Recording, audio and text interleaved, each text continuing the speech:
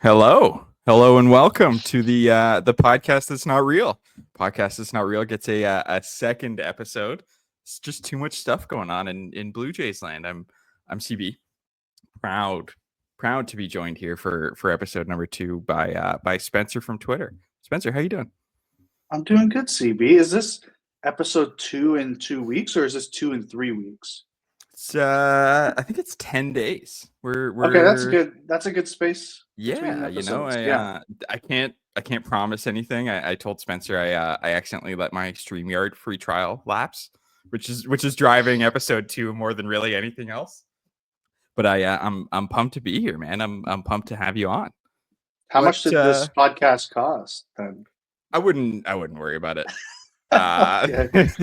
it's a number that I'm not comfortable disclosing whatsoever, especially Fair. after telling Zoobs last week or whenever that was that that Mhm. the podcast had no money and that's why I was doing it. Oh, okay. Turns out it Okay. costs money. Yeah, crazy. Yeah, man. What's new with you? Not too much. Just happy ball season's back. Kind of tired of the hypothetical talk. The off season was another brutal one. Just a lot of complaining, and now we're actually playing the games and we're talking about it. Now we get to do some real complaining, some real fun stuff. Yeah. It's still very early, but Yeah. some real stuff happening. Yeah. The most in-time real. complaining. It's what I love to do most of all. Complain and Yeah. be right. Mhm. The most real thing that happened beyond anything else is that Vladimir Guerrero Jr. signed with our ball club. 14 years, $500 million, half $1 billion. No you believe that? deferrals, no trade clause. He did it right. That's wild. Yeah. That is so long. It's so long. People were talking about, oh, I'm going to be this age. My kid's going to be this age. Like, think of what you were doing 14 years ago. I don't even remember back that far. It's nuts. 2011? Jeez. Yeah. I was doing stuff I won't talk about on this podcast. Yeah. It's insane how much time that is. It's unbelievable. Yeah. The 2011 Blue Jays. I wonder who. Let me do some on the fly here. That was the Bautista 57 year. Who do you think started on opening day for the Toronto Blue Jays in 2011? You know what? I have no idea. I'm a 2013 bandwagoner. That's how I got into the Jays. Really? Yeah. Yeah. Another podcast guy, Ricky Rowe. Okay. Yeah, that would have been up there for my guesses. But that good for him. Yeah, how got do you the do? win. Do we know? Okay. 6 1/3, 1 earned. They beat up on Carl Pavano. Four innings for Pavano, 7 earned runs. Started the year off with a 15.75 ERA. So now what you want? Now, what was the final score of the game? 13-3. Wow. Okay. Yeah. Just an absolute demolition. Gosh, could you imagine the takes that would be flying around if the Blue Jays won opening day 13-3 in the Twitter era? Yeah. Was it a home game as well? It was. Wow. Yeah, that would have been a special outing. Man. 3 for 4 2011, if I remember correctly, they were supposed to be kind of like decent that year. Like they were kind of trying. Yeah. This is the pre-Marlins, but getting into making some moves towards contention era Blue Jays. Yeah. I joined a few years later. Started off with a bang, the 2013 season. That trade. I do remember what happened on opening day that year. That's memorable. That was the R.A. Dickey start. I think it was a U.S. national TV game too. Like it was a big deal. R.A. Dickey throwing to J.P. Arancibia. Yeah. And it was against the Red Sox. Yeah, sometimes throwing it to the backstop. Yeah. Sometimes throwing it to JP himself. Yeah. What's your? I would love to hear more. How'd you get into the Blue Jays? 2013. I just kind of got hooked on. Like I was always kind of like a very casual baseball fan. Like I definitely got into it through the video game. So like I remember playing MVP baseball 2005. Like I remember playing those games. But then like, you know, it was like 2011, I went to some games. 2012, I was like watching some games. And then like 2013, like I was definitely, my foot was in the door. And then 2013, like the trade happened, the crazy offseason. I think that they changed the logo and the jerseys that offseason too. Yes. Yeah. And I was like, I'm fully in. And I I've been locked in ever since. So like I've been a fan for 12 years, which isn't as long as Vlad. Vlad will be a 12 Blue Jay years for- ago. Yeah. That's Wait, crazy. 13 years ago. Yeah. Wait, 12. 12. Sorry. Not a math That's, guy, but not a math guy.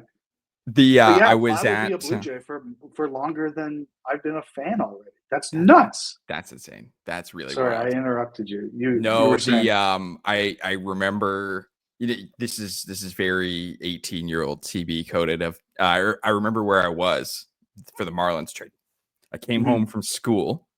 And there was like nascent Twitter. You would get some updates going on there, and I heard about the trade, and then I went to my job. I went to Thrifty Foods, a Sobeys grocery subsidiary, and I would volunteer to go get the carts from the parking lot every hour or so, just so I could keep checking to see if more names had been revealed in the Marlins trade. I was like, oh my god, they got Josh Johnson, and there's more.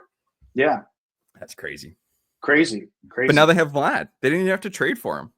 They didn't even have to trade for him. He's our guy for life. One last thing about the 2013 season, they had that one crazy win streak during the year. It felt great at the time. I think it was like 13 games.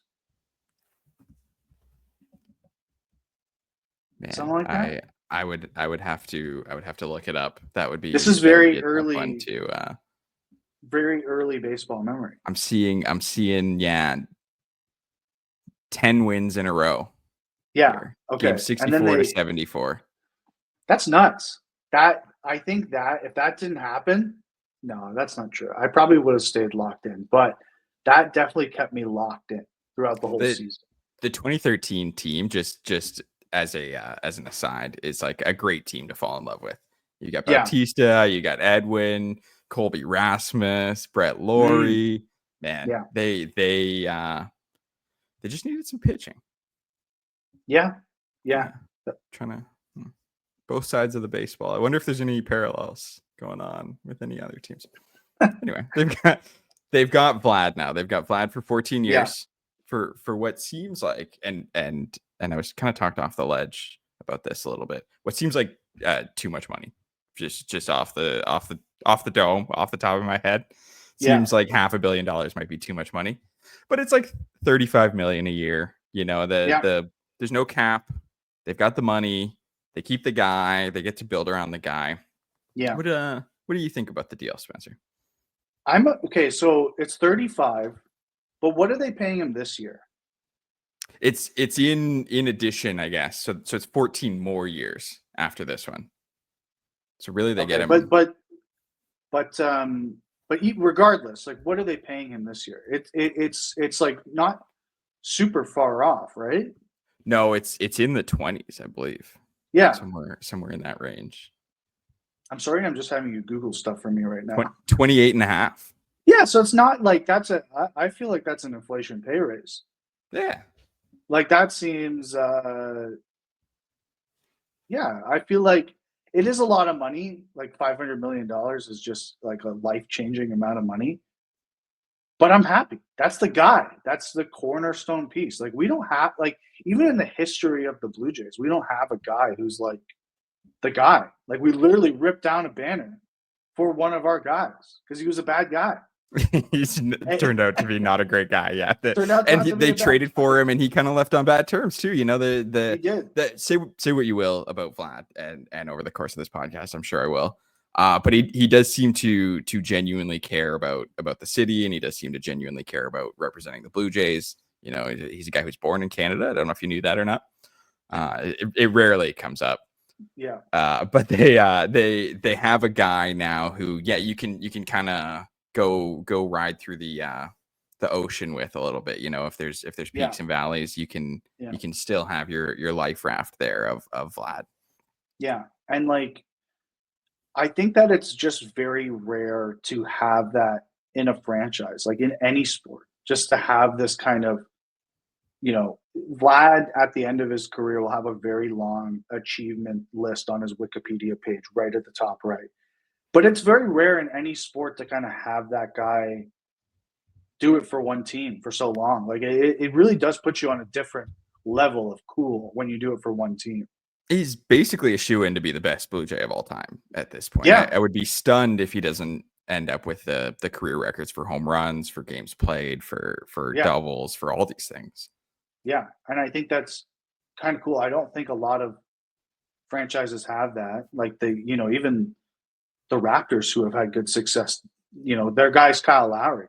And that was a weird thing. This is a guy who everyone's posting the pictures of him at like 16 years old signing the contract. Like He's got the it's expos. crazy. He's out there at 3, Yeah. He's out there with Pops holding the hat up. That's Yeah. Like, it's beautiful, kind of. Like that's the kind of stuff that sports is all about more than anything yeah. else. Yeah. The Ring of Honor ceremony video is like they have so much material. It's all So much footwork around material. first base. The Oh entire man. video. It's gonna be good. That's gonna be a good video. Yeah, the comparison I keep coming back to, and it's not a one team guy, but it's the Bryce Harper contract with the Phillies, where it's Yeah. a lot of money, absolutely, but no opt outs, no trade clause. Like, Yeah. yes, no trade clause. And just a guy who's committing to team for better or worse over the Yeah. course of the entirety of his 30s. Really, I think Vlad will be 2039. He'll be 40. So his entire 30s will be with the Blue Jays too if he plays this contract out. And that has worked swimmingly for Philadelphia.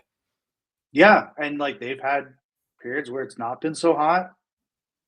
I think that home run that Bryce Harper hit a couple of years ago, that's like a legacy moment. He won an MVP there. Yeah, That's cool stuff. Like if you he'll have a get statue that there. if you get someday. that from Vlad, you'll be over the moon if he has some semblance of what Harper's done in Philadelphia. Yeah, for sure. I think that too. I think that like if we're looking a little bit in the short term, not about Vlad in his 30s, like I think that it definitely for the team we're watching right now, I think it definitely extends their window a little bit too. Like I think the next 2 to 3 years of the Blue Jays will be kind of interesting, and it is like a lot more comforting after last night having Vlad locked up. I mean, it answered a lot of questions, sort of thing. Yeah, it just gives you that guiding light, that sort of stake in the ground of this is who we're going to go with, this is who we want to go with, and this is how we're going to move forward. Yeah, I was completely like stupid, but I was playing MLB The Show the other night, and Vlad was not playing for the Blue Jays past 2025, and the lineup with Anthony Santander and no Bo and no Vlad, like that's a weird team. That's a funky baseball team. It doesn't feel good, Some of No. us are dyed in the wool Blue Jays guys. We'll stick through it, but man, you start running out a team that's Santander and Kirk and Roden and Clement and these guys, and it starts to get seats probably start to get very cheap at the Rogers Center. Is how I would describe it. Yeah, I think so. So I think it's like, I think it's kind of cool to have that guy on your team that like that there's a TD Bank ad. This is the guy for it. Uncrustables. Uncrustables. We got a guy for that. That commercial is going to age very well. So, and I just don't think, I think it's cool for the Blue Jays because I don't think a lot of baseball teams have that. Like, you look at Boston, you look at New York, they got that. But like, even Seattle kind of has it. They kind of have it, and they came around the same time as the Blue Jays, but not the same. Not the same as this. The one guy for the whole Julio's thing, not right? Vlad. He's not Vlad. No, he's barely Bo. Yeah, exactly. But no, I'm just like I'm so happy. I'm so pumped. All the bullshit I talked over the negotiation, like the $600. Like we talked a lot that night. We had a nice little Twitter space. We were going crazy. I'm glad that it came down $100 million from when we were talking then. But man, I'm just happy it's over. I don't care about the bad seasons he's had in the past anymore. They've all been forgiven. I'm just He happy. was young back then. He was He so hadn't figured it young. out yet. He was Yeah. simple learning curve, we can Yeah. apply to those seasons. Yeah. And you Yeah, know what's and also nice? We're not going to have to talk about him playing third base this year. I hope I never have to talk about it again. Quite Same frankly. here. Yeah. I hope it never comes up for the rest of my life. I hope so too. What I hope it's like is like, do you remember like 2013, 2014 when like pitchers used to pitch in games like 3 times a season? Yeah. That's how I hope we're thinking about Vlad. Like Vlad comes in the 8th because they got into a real funky bench situation. Yeah. And it's like, oh man, I hope no ball is hit over there. But that happened already this year. Didn't Ryan Thompson take an at bat and get a hit for the Diamondbacks this year? Yeah. First pitcher to get a hit since the universal DH. I think that's been a good rule change, personally. I do too, and I mourn a little bit the lessening of small ball, but sometimes the absence makes your heart grow fonder. You don't see a nice a sack bunt with a runner on second and nobody out anymore. So when you do get it in a playoff game, that means a lot. Yeah, and like I like the strategy aspect of it, but I think that there's probably a majority of fans who would rather see a guy who can hit every time through the lineup rather than a guy who just can't hit. And it ended up not being particularly strategic at all because just the third time he came up, he was pulled. By the time you got there, exactly. You were just doing the pinch hit thing anyway, and we're going to the bullpen no matter what. Yeah. So. Yeah. How did we get on this? Oh yeah, Vlad playing third. Vlad playing third. Yeah, I don't like the runner on second in extra innings, but that's a conversation for a different time. Yeah, I don't like that one either, to be honest. Seems fake. It's supposed to be hard to get into scoring position. Yeah, and I feel like a lot of the times they were like, oh, it's gonna make those 16 inning games go away. But sometimes those games are just inevitable. Like there are just two teams that are just not getting a hit. And even with the ghost runner, they're not getting that guy. Like those games still happen. So yeah. Speaking of opening day, I think 2012 opening day, the Jays went 14 innings or something like that. Oh really? Against Cleveland. Okay. Yeah. Really testing my memory there. It's a bit of a blur from 2012 to 16 or so. It is crazy how much we remember from those early days, though. Agreed. Yeah, and it's like little things, Yeah, the stuff that you would never think about. Yeah, and if that happened today, I don't know. I'd probably be on to the next game, and I've forgotten about it. Oh yeah, a couple angry tweets, and then another episode of White Lotus, and we're on to tomorrow. Exactly. Yeah. Exactly. Yeah. So there are other people on the team too, despite what the American media would have you think. It's not just Vladdy and 25 other guys. Yeah. We're recording this post game April 7th. So they are 6-5, above 500. Yeah. How are you feeling about the team as a whole? I kind of like what I see so far. I think it's a lot of what we kind of expected in terms of the pitching staff, the middle of the bullpen being kind of questionable. Some at bats early in the season given to guys that we don't really want to give at bats to. But I'm feeling good. I think that I was doing a little bit of a deep dive on the schedule the other day. This April's hell. Very tough. It's really April. bad. I think it's one of the 4 toughest months league wide all year. So team versus strength of schedule or projected strength of schedule. All year. I believe it's the 4th toughest. Yeah, it's just playoff series against playoff team after playoff team, and a lot of interdivision stuff as well. 4 games against the Red Sox. We've already played the Orioles a bunch. Mm-hmm. We're gonna have the Yankees coming up a bunch. Mets are no joke. Yeah, the Mets, they look real. They're a very fun team for sure. Getting them on their home opener too after being away, and they have this huge off season. That was almost like an inevitable It's a loss. schedule. It's a schedule loss. It really is. That's It really that's a is. road back to back. We're gonna Yeah. rest our guys. Kawhi doesn't need to Yeah. play that game. Yeah, and they're just a fun, cool team, and so I'm feeling good. Like to be over 500 at this point, I think that if it's May 1st and they're one game over 500 or they're at 500, I think that's like 2 thumbs up for this team. Absolutely, especially when you consider that they got guys coming back too, right? Like Yeah. their starting center fielder hasn't played a single game so far this year. Yeah, for sure. I think that when I kind of talk about giving at bats to guys we don't want to, I think it's like Nathan Lukes. Yeah, like who's that would in be great, year just- 3 of like, are we really going to give this guy at bats? And then opening day comes around and there he is on the roster. Yeah, I just there's always guys throughout the year who like they have to get at bats just because of injury. Like it's a long ass season. Like a couple of years ago, I was like, okay, you get to a point where it's like, okay, Raimel Tapia probably getting too many at bats here. I don't need any more of these Alan Hansen and Socrates Brito at bats. Yeah, and it's like now I'm like to the point where the lineup's doing some weird stuff. Like it's the top of the lineup is being weird. I'm like, you know what? I would love Varsho right now. Would love him. Would do anything for him. We could get funky with it, Not that John Schneider's bound to get a little more gut driven with his lineups this year. Once you get Varsho in there, I think, and we can talk about it a little bit. I gather, I guess that Santander is a bit of a notorious slow starter. So I think if we're at May 1st around 500, we got some guys who are getting healthy. We got some guys who are getting hot. The pitching staff is kind of into their groove a little bit. Maybe one reliever appears. That's not that much to ask, I don't think.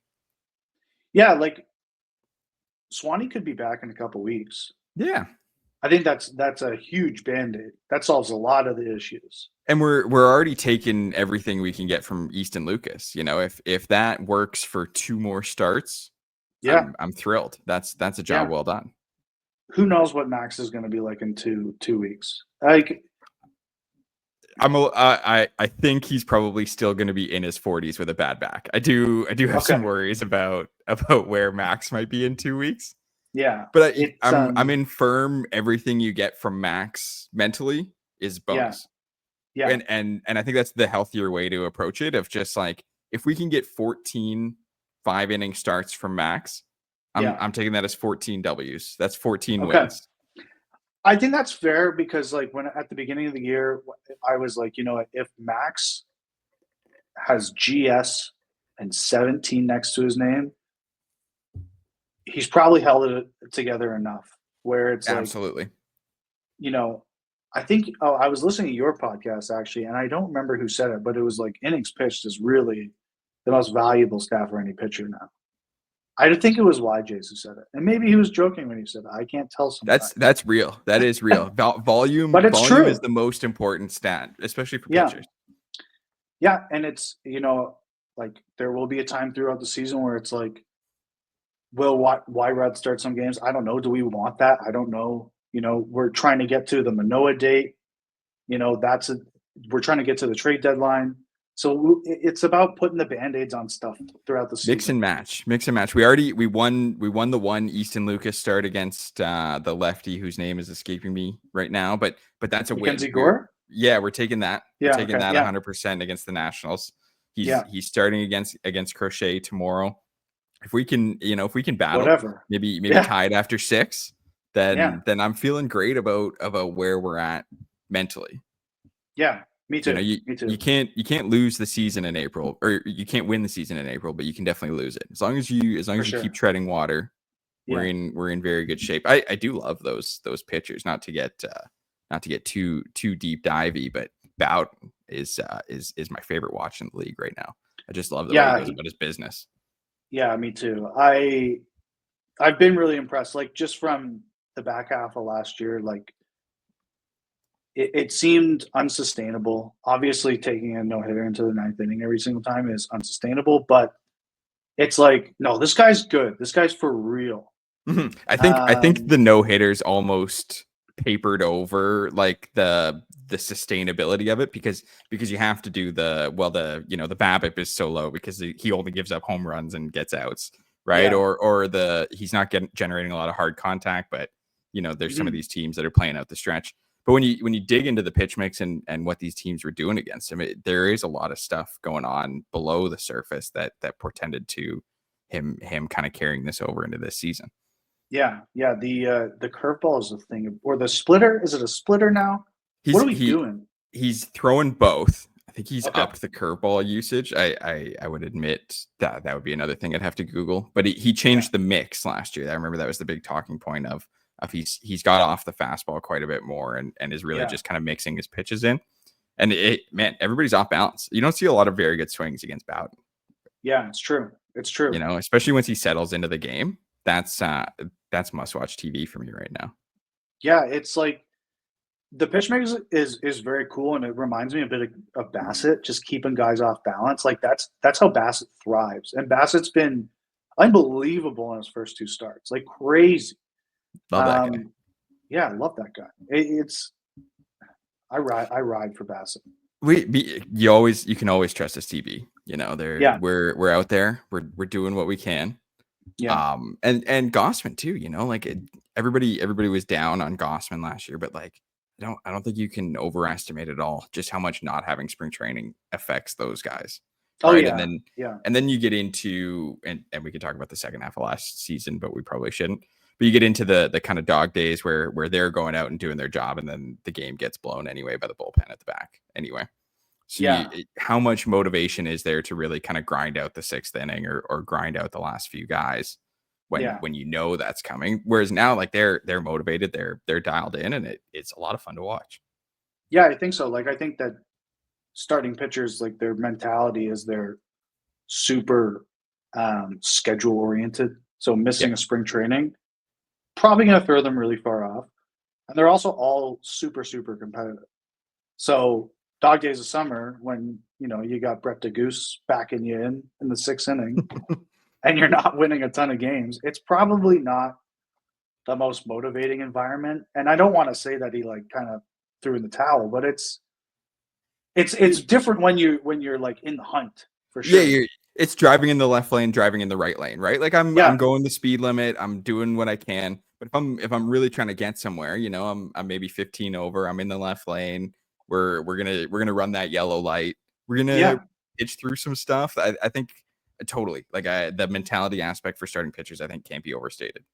Yeah, and I think that this spring he looked unbelievable, and like I think that like in spring training I have the Keegan Matheson notifications on, and because that guy is locked into the backfields, and he was raving about Gausman. He was like, Bo Bichette, best position player of spring training, but Gausman is like the Cy Young of spring training. He's lights out. And here we go. Like it's dangerous to read too much into that, but you certainly rather they're doing well. It's better if they're doing well. Yeah, I think that. Yeah, it's hard to take a lot of stock into spring training numbers. I think George Springer has proven us all of that. He's defied it all this season. But that kind of excited me that because I feel like Gausman, he's such an important piece of this team. Like he is kind of supposed to be that number 1 guy. So pumped to see him back. He's been so good. Bowden's been good. I feel good about the starting pitching. Like that was kind of one of my worries. I feel pretty good about it now. Me too. I like the point you made too about Alec of like if we can get to Alec, then we're really in good shape at that point. Because maybe Lucas is pitching well, maybe Scherzer's healthy, maybe Wyrod's kind of now your 7th inning guy instead of trying to get bulk from him, and that can paper over the bullpen too. The other I'm gonna totally butcher this stat too, but talking about innings pitched, every additional out your starting pitcher gets takes 3 points of ERA off of your bullpen ERA for the game. And it takes 8 points of ERA off of the bullpen ERA for the game after.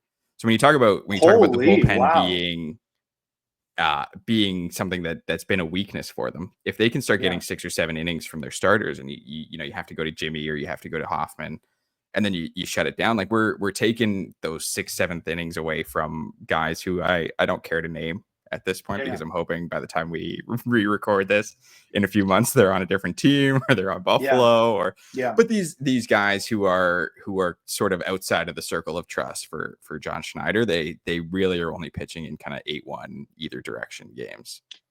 Yeah, I think so. It's like, but there have been some bullpen pieces I've been, I didn't like Brendan Little. Great. Very fun surprise. Very fun surprise. Like I didn't granted, I wasn't really on my radar as someone I would love this early on in the season, but man, looks like he could be a pretty important piece down the stretch. Sandlin, I was excited about. He's fun. Yeah, he's funky. Delivery. Exactly. You need a guy like that in your bullpen. Yeah. There's a room for somebody who just does it a little different. It comes out a little different. Everybody's eyesight's all messed up, and you just get a different look. I remember reading an article a couple of years ago about the Giants bullpen, where they had like every single arm slot, and it was just like guys were throwing from down here. Mm-hmm. Duvall throws like sidearm, and Rogers is submarine. Yeah, and it just messes with guys. So I think that's weirdly kind of important to have. Yeah, that was the old opinion the other way from like the underperforming Blue Jays, was they were all right-handed hitters, right? So it became very easy for the pitchers to attack them because they were doing the same pitches to the same types of hitters all the time. Yeah, that makes sense. But now they got some mix in the lineup. Billy Baggs is becoming I think an easy fan favorite. Yeah, that's an easy guy to like. Roden, I was hand up. I'll put my hand up here and say I was a little skeptical of Alan Roden, and it's only, he's probably like 40 plate appearances in right now. Yeah. So I don't want to get too far out over my skis, but he goes up there with a plan. He makes pretty good contact. He can hang out there in left field. Like there's a lot of room for a guy like that on the roster. Yeah, that's and 2 lefty bats too. Yeah, those are the ABs you want to give to those guys, right? You want to give ABs to those guys. You want to see, those are young guys you want to see develop. It's great to see them kind of on this team being important pieces. Joey Loperfido could be that guy as well at some point in the season. He was the Buffalo Bison's Player of the Week. Wow. They don't just give those out. No. You got to fucking earn that. Sometimes they don't even give one out if they have a bad week. Exactly. So yeah, like I like those guys. I'm a Billy Wagner fan. I think there's maybe a time in the season. I think maybe he leads off for a little bit. We'll see. I like that. I like that a lot. This lineup could get really funky. Agreed. You don't want to drop Vlad and Bo or Santander in a streak too far down the order. But I think there's a lot of room to get kind of funky. And then my talking point all off season has been, man, we're gonna play real ball down at the bottom. We got Jimenez down there at some point. We have Roden. We can lay some bunts down. We can do some hit and run. We're gonna hit 3 singles in a row. Let's play some real ball. Yeah. That's what they've been doing, getting hit by pitches, loading the bases. That's real ball. Well, because they're 6-5 right now, and they've got basically nothing from the big 3 at the top there. Yeah, it's great. Like, where are we at with home runs? It's still Andres, Tyler Heineman. Has anyone else hit a home run? Not that I can recall. I was admitted no one hit one in the Mets season or series. Yeah. Yeah. No one hit one tonight. So yeah, that's it. Tyler Heineman still number 2. Still number 2. Wow. So yeah, like I think things will change. I was looking at Santander. I was like, okay, he's a slow starter, but like, how slow are we talking about? He has a career 85 WRC plus in the month of March and April, and then he just takes off in May. Like, I feel like we're kind of like we're on par for what we should be getting at this point. I think this is the show where we should expect next year as well. Absolutely. I think if we can mentally lock this into, and I think the fans are dying to fall in love with him. They're just waiting for one big moment where he's got that first home run, and maybe it's at home and maybe it's in a key spot. And they're just dying to get on with this guy. Yeah, it's a weird thing because we do have a little bit of, is it Stockholm syndrome? maybe I'm not using the right word. No, I don't think I am. I don't think Never I been am. to Sweden, so But it's like, we were waiting for that free agency win, and then we got one, and then we're gonna do everything we can not to make fun of this guy. We're not gonna give him a hard time. you have not heard a negative word about what No, is a no. very bad start, right? But everybody is collectively we're just waiting for the smile here. We're just trying to Yeah. get there. If we can hold over until we get there, if we can hold over until Varsho's back, we're in good shape. We're in good shape. It would have been completely different if he had been on the team for 4 years. We'd be like, what the hell is this guy doing? But And I wonder if oh, we're going to do it too 4 years from now. If it's going to be like, God, this guy always bad in April. Yeah. This is terrible. Yeah, we probably will. But this year we are being so nice. We're giving him the warmest welcome. No one's bought his jersey yet. But they will. They will. As soon as that first home run goes out, head down to the Jays shop because it'll start selling off the shelves. Yeah, I think so. I think so. Another now I'm running my own running through my own brain here. I can't remember if the last time we recorded that if we talked to Al Kirk contract extension or not. So I'd love to give you a platform here to talk about what you think about extending Al. Well, I know you have strong opinions on this. That's why I'm bringing it to you. Everybody knows what I think already. We don't have to get into that. Sometimes you got to change who you are for who's in the room, sort of thing. No, please. I want real Spencer from Twitter thoughts. Because he hasn't been bad to start the year.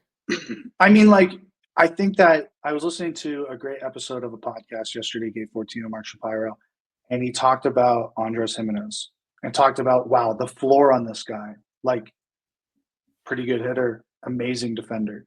And that's the floor on Kirk, right? He's not a great hitter. We have that year of seeing just those line drives into the gap turn into a very stretched out double. That was a long time ago. They're not quite rolling all the way as fast as they used to. Yes. Yeah. And but the floor of being a great defender, finally getting the spot of hey, you're young, you're gonna be the number one guy now. That's all good stuff. I like that stuff. But well, it's a good dynamic to have in the lineup too, right? Of a guy who can really put the bat on the ball quite a bit. If I think he's probably a little stretched at fifth. That's maybe not where I would have him. But if you start getting some of these guys back and he's in your kind of 6, 7, 8, you can play hit and run. You can get him on and maybe you're pinch running for him in late game situations. If he can get on in a high leverage spot, then we're really cooking with gas. I think the dynamic when I think that we were talking. You don't want to play this person ahead of them because of the base running. I think when Varsho's back and he's above Kirk in the lineup, which I think is a high possibility, I think that could be kind of fun. But going back to just Kirk for a second, just Kirk, I think it's good that they didn't wait to the very end to get it done as well. I think Kirk was kind of one of the guys who's on the team now. I think Varsho's the other guy who they got to kind of look at throwing some money at. I'm glad they didn't wait. I'm glad we got this guy around for a few years. I'm sorry. I can see your face. You're not agreeing with that either. No. I have a point. I have a point later, but it has nothing to do with Kirk. I'm happy he's around. Happy he got paid. Is anybody considering that we should maybe extend Bo Bichette? That's just all because the report came out today that they still haven't talked to him and they've given Vlad this giant deal. And now they're like, this is the other guy. Those two guys came up together. They've been around together. They both had really, really good seasons in Blue Jays uniforms. He's probably not going to cost $500 million. In fact, I'll put my life on it. He's not going to cost $500 million. Yeah. But this is a shortstop who's led the league in hits multiple times.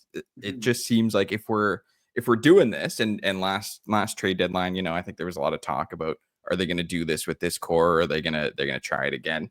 Seems like clearly they want to do it with this core. They believe in it. I'm starting to believe in it. I'm kind of always believed in it. Mm-hmm. But Bo is a significant piece of that, and this is maybe the level of distressed asset who you could get not a discount on, but maybe just the hometown rate, Yeah, I've talked to various people of ball knowledge. What is the number right now? And I ask people, and it's all over the place. Like, Nobody's got any idea. It's very hard. What's your number right now? I think if you look at something like the Adamas contract, which is I think like 188, that would make some sense. Something like 10,240. Is that crazy? Yeah. I don't think so. I don't think so. I've seen the years. You know, you get the years. Yeah. Kind of. It's like, do you want to go that many years, or would you rather pay him more for 6 or 7? Because there's some concerns about kind of the swing rate and how he's going to age. But I certainly the 2026 team is a lot better with Bo on it than without. And it doesn't seem like we're going to get to a spot where they're going to trade him at the deadline. So you're sort of committed to either letting him go for nothing at the end of the year or signing him to what might be a bit of an above market deal or a bit below market, but you're in that range.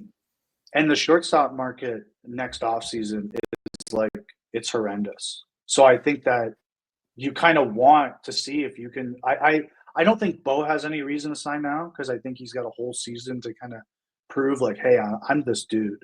Agreed. And you know, there's going to be 29 teams with a bad shortstop market who are going to go, hey, this guy could be kind of nice on their squad. The only guy, right? Adames, for the record, 7 years, 182, so 26 million a year. I don't know. That seems like I would sign Bo to that contract. I would have no problems with that. We're talking 26 million a year in 2032, 2033. I think that's reasonable. I think that's reasonable. I also think that if I think of it, if you just completely take out last year, would you have done it the year before at that rate? 10 times out of 10, I think. Absolutely. Yeah. I don't know if he would have done it, you know? No, I don't think so. But I think last year is just a complete anomaly that. It's just, I mean, this is sort of, I guess, my other frustration. We were talking about it in the group chat earlier today of just like, it seems like, and this is certainly his fault a little bit too, of just like, it seems like Bo's become kind of the easy guy to dump on a little bit. You know, you talk about Kirk has the floor and Vladdy has the ceiling, but like Bo's got kind of both of those. He's a shortstop and he's hit really well in the past. There's room for error, or sort of margin for error on the defensive skills to slip a little bit, and he can be your second baseman. Margin for error on a little bit of the contact rate, and he can still be a good hitter in your lineup. So when you talk about extending guys, like I continue to be a little surprised that hasn't ended up where people think it. Well, maybe not where people think, but that hasn't ended up in a situation where they can find a number that works for both sides. Yeah. I think it would be nice, and maybe that's something that advances throughout the season. Like maybe they haven't thought about it just because they've been doing the Vlad thing. Yeah. Priority 1 versus priority 2 has been pretty big difference between the two. But now they got it done. So maybe something happens at you know. Well, and I wonder too, you know, whatever. They do seem to care for their optics, this front office, and if the team starts to make a run in the first half, maybe that's something you can kind of revisit at the All-Star break or something like that. And I am fully confident that is going to happen. They're going to make 500 at the trade deadline. We're golden. We've been there before, Spencer. I remember what it's like. Yeah, we're golden. Also the division sucks. Yeah, can we say that now? The division's not very good. The entire American League sucks. Yeah. That's something we all knew. That's why we had belief in this team. Is like, the AL Central stinks. What the hell is the AL West? What is going on there? I don't know. Like, that's why I have faith. Is just because there are so many stinkers out there. Couldn't agree more. Yeah. Are you watching a lot of non-Blue Jays ball? You have any big ball thoughts? Am I watching any non-Blue Jays ball? I'm always kind of watching ball. There's a lot of sports on it this time of year. April's tough. There's, you know, we have March Madness happening right now. Not a very good game. There is NBA being played. There is soccer being played. So there's a lot of sports to cover. And baseball's just like, we're like kind of like a week and a bit into this, it feels like. So it's I watch a lot of Diamondbacks games. Okay, that's kind of the certainly remember when I was living in the Eastern time zone of like you sort of found your pocket of like a team whose announcers you liked on the West Coast. Yeah. I was a Yeah. Giants guy for a long time just because Okay. is very soothing. And so Yeah. you get a little bit of that like 10-1, and then it's like the sixth inning and you don't actually care what happens in the game, so you turn it off and Yeah. fire up White Lotus. Yeah. I watch a lot of garbage on TV too, as well, Oh, late into the night. So, a lot of that stuff has on to. one monitor while MLB The Show is going on the other monitor. Yeah, you got to grind, and there's nothing better to grind to when you have Modern Family on the other monitor. You So, can, yeah. I'm going yeah, back through Hacks right now. It's just like it's great to like zone out for 11 minutes in a row, and then you can kind of come back in at a joke at any given moment. yeah, exactly. It's nothing. It's nothing on the other monitor. It's great, but yeah, I'm watching some other ball. I'm watching some Diamondback games, and they're kind of my other team, and they're a team that I feel fairly good about so far this year. That I NL was West is It's insane. nuts because the It's Padres crazy. look like they're for real as well. Giants too. Yeah, Giants like are 8-1. that's gonna be crazy. That's gonna be a crazy division. I hate watch some Yanks games too. Like, why not? I watched a little Marcus Stroman softball. Hate is just as strong an emotion as love, right? And It is. sometimes we got to balance ourselves out that way. It really is. I hate listening to podcasts. I hate watch people on YouTube. I follow people I dislike on TikTok. It's fun. It is a strong emotion, and It it's a is. driver in what I do every day. Just You know, being you a would. hater. Yeah, well, we're complainers. I think you and I we were forged in the minds of the early 2010s internet of like Yeah, we're just gonna hate just about everything here yeah, and be a little snarky about it, and then maybe have two things that we hold near and dear to our hearts. exactly. What about you? What are we seeing around the league that we're liking? Any early predictions we're a fan of? I I like the way the Cubs play ball. I've sort of fallen in love with Pete Crow Armstrong. Yeah, I'm really in on him playing defense in center field, running the yeah, bases, slapping the yeah. baseball around. I don't have a big picture take beyond it seems like what they're and Kyle Tucker obviously is driving that team Yeah, where it needs to go. He put the team into drive, you know. he did. He He did. did. The so I'm sneaky in on the Cubs in the NL Central. Yeah, And then yeah, I'm following that NL West race pretty closely. That's a nice one to have on while I'm cooking dinner or while I'm yeah, relaxing a little bit. Other monitor with some MLB The Show. I'm a junkie, man. Like I'll come yeah. home from baseball practice, Mhm. throw a game on the monitor, and throw MLB The Show on the TV, Oh and yeah, yeah, just grind it a little bit. yeah. Why you find your teams that you like, you find your players that you enjoy watching, and it's pretty easy to get back in a groove of things. Absolutely. This is like the 6 weeks of the year where I will still care about fantasy baseball. So I'm like, oh, that guy's Mhm. pitching. Yeah, Yeah. I did happen to watch a couple Cubs games. They have some fun little pieces on their team. What a weird division, though. Like, it Big feels time. like they should run away with it, but Yeah. I don't know. It's a weird division. They don't I'm gonna say this. Like I don't actually think they're that good, the Cubs, but I Okay. certainly don't think the who am I thinking of? I certainly don't think the Pirates are that good. That's Paul Skeens and a No. bunch of guys. The Reds, I was high on coming into the year, and I'm sort of getting iffy there. The Brewers seem terrible. Like I don't know what's happened there. How funny are the Cardinals? They I got one friend out here who's a big Cardinals fan, and it's just like Mhm. he's a Blues fan too. It's a real weird dynamic. Oh, okay. But it, I, it's fun to like get that level of fandom from a team you don't hear about that often.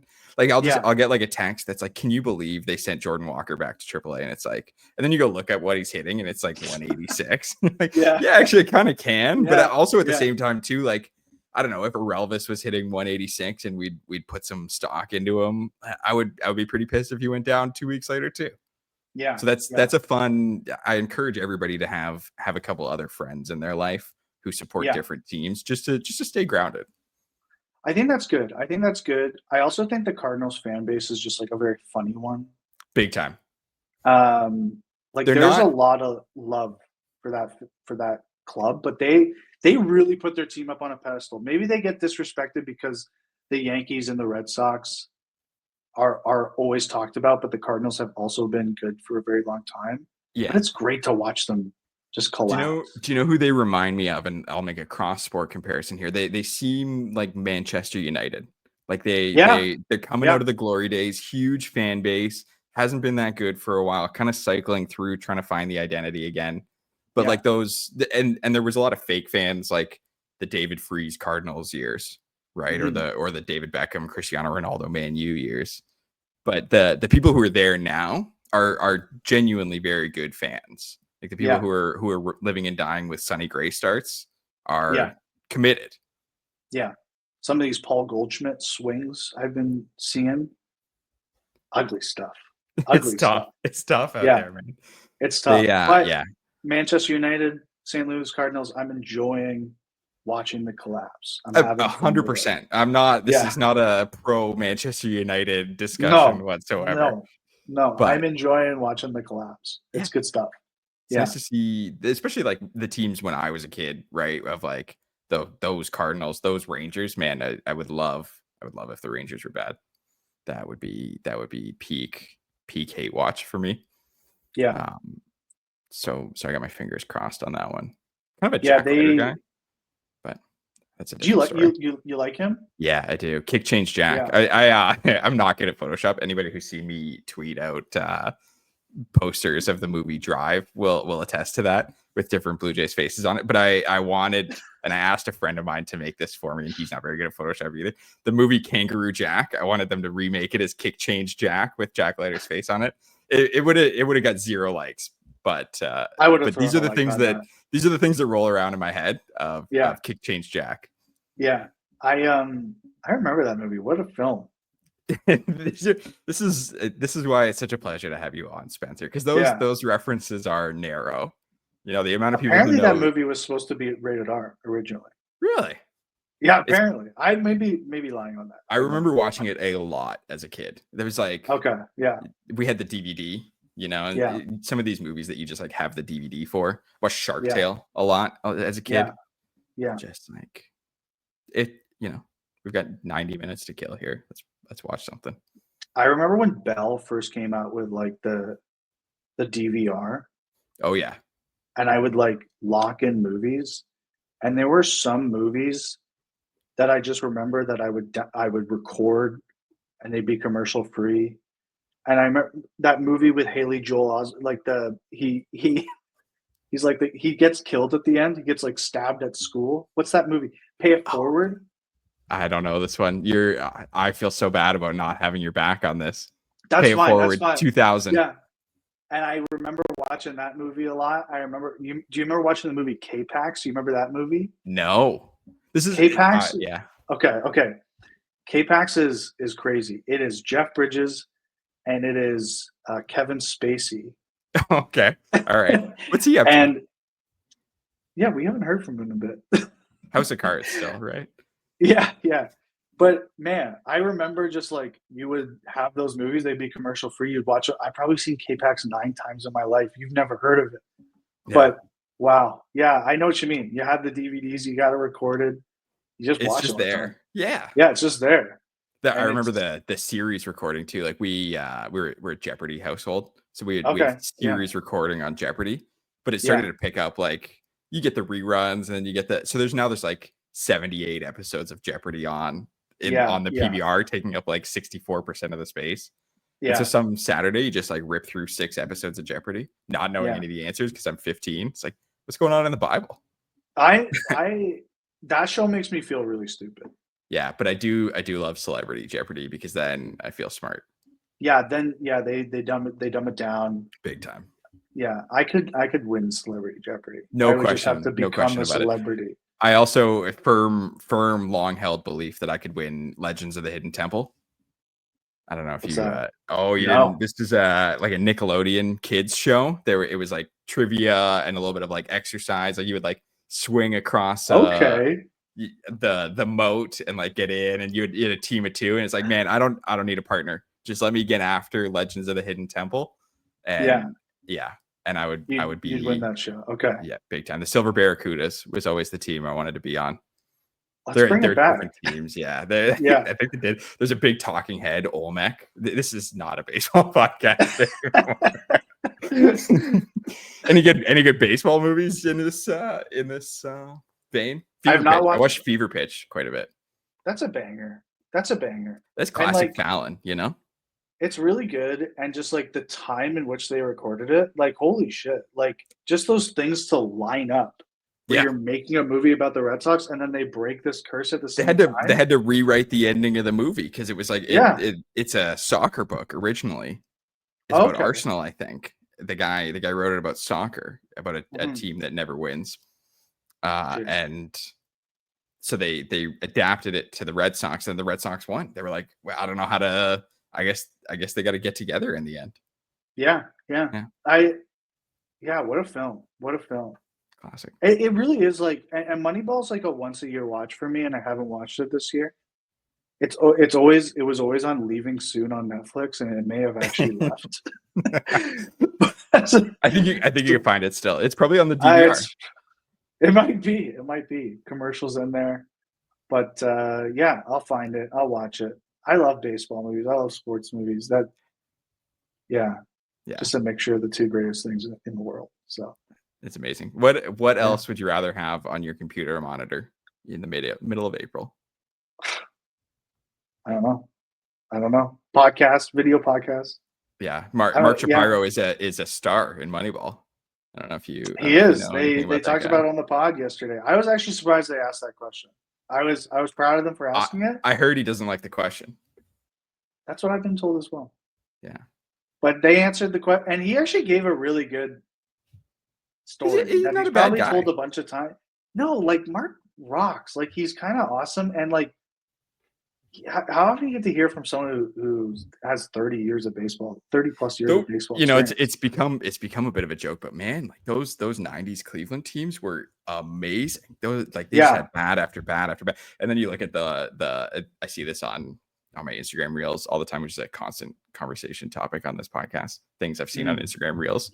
But like Omar Vizquel is hitting second every time the lineup comes up, and it's like Manny Ramirez is hitting sixth and Albert Bell is hitting seventh. It's like Omar Vizquel is hitting second. Yeah. And just like the pitching staffs, unbelievable. Yeah, like that was real ball. That was real ball. Doesn't get better than that. I gotta get on that Instagram algorithm. Sorry. Yeah, I'll send you some of the best ones. Some reels. Yeah. There's a great it's like the 2004 All-Star game. They go through the lineup and it's like Yankees and Red Sox entirely, but they're just like it's just banger after banger after banger. Oh, I like that. That. My Instagram reels it's a lot of like the Minecraft movie stuff right now. Oh, really? I've heard a significant amount about the Minecraft movie over the last week or so. Good stuff. I want to go see it. I kind of do too. I've never played Minecraft in my life. I wouldn't understand a single reference. It's like people talking about like the chicken thing. I don't know what's going on, but apparently the kids are just like losing their minds in the theater. That's more than anything what I'm hoping to. That's what it's all about. It's just having fun going to the theater again. That'd be great. Yeah. Yeah. Well, Spencer, thank you so much for giving up an hour of your time here on a weeknight. Where can the people find you? CB, that was great. I feel like we talk ball every single day. It's great to kind of just do it one-on-one on the screen. So this is fantastic. Thanks for having me on. You can find me on Twitter at Spen with a bunch of underscores. It'll come up. If you haven't found him, just wait for the next viral tweet to come across your timeline, and that it'll be there soon. I can guarantee you that. Yeah, we'll be grinding. Long season. Can't believe it's here. Happy it's here. You don't want to use up all the bits in April. No. You got to ease into it. This is spring training for all of us tweeters. So it's, exactly. Yeah. It'll be good. Thank you, Chris. Thank you, CB. Yeah.